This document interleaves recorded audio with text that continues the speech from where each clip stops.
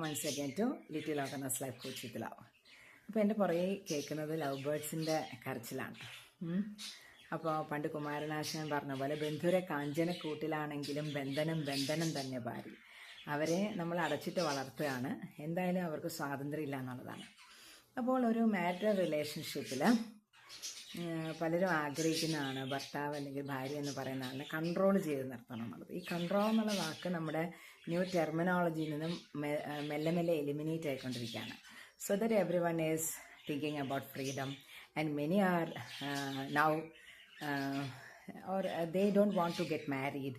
കാരണം അവർക്ക് എസ്പെഷ്യലി സ്ത്രീകൾക്ക് അല്ലെങ്കിൽ പെൺകുട്ടികൾക്ക് അവരുടെ സർവ്വ സ്വാതന്ത്ര്യം നഷ്ടപ്പെടുന്നു എന്നുള്ളതാണ്. എഗെയിൻ ഇപ്പോഴത്തെ പൊളിച്ച് എഴുത്തുകൾ വഴി നമ്മളോട് പറയപ്പെടുന്നത് സ്വാതന്ത്ര്യം സ്ത്രീക്ക് കൊടുക്കാനുള്ളതല്ല, അവൾക്ക് ഉള്ളത് തന്നെയാണ്, അതൊരു പുരുഷൻ കൊടുക്കേണ്ട കാര്യമല്ല. അപ്പോൾ ഇതൊക്കെ എങ്ങനെ ഇരുന്നാലും നമ്മളൊരു മാരിറ്റൽ റിലേഷൻഷിപ്പിനെ പറ്റി പറയുന്നത് we don't want to restrict others freedom or thoughts or dreams or anything.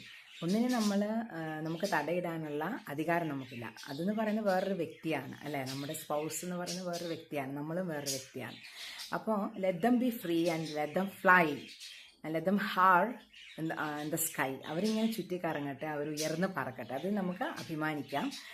ഇനി അവർ താഴെ വരികയാണെങ്കിൽ, നമ്മളെ തേടി വരികയാണെങ്കിൽ നമുക്കതിനുള്ള യോഗ്യത ഉണ്ടെന്ന് മനസ്സിലാക്കി സന്തോഷത്തോടെ കഴിയുക. അപ്പോൾ ആ ഒരു യോഗ്യത നേടിയെടുക്കുകയാണ് നിങ്ങൾ ചെയ്യേണ്ടത്. അല്ലാതെ അവിടെ സ്ട്രഗിൾ ചെയ്യുകയോ അവരെ കൊണ്ട് സ്ട്രഗിൾ ചെയ്യിക്കുകയോ വല്ലാതെ പിടിച്ചു വെക്കുകയൊന്നും ചെയ്തു കഴിഞ്ഞാൽ പിടിച്ചു വെക്കുന്നത് പോലെ തന്നെ ആ ബോണ്ട് പൊട്ടിച്ചെറിയാനുള്ള എനർജി ഇപ്പോൾ കൂടുതലുള്ളത് സ്ത്രീകൾക്കാണെന്ന് തെളിഞ്ഞുകൊണ്ടിരിക്കുകയാണ്. So B wear.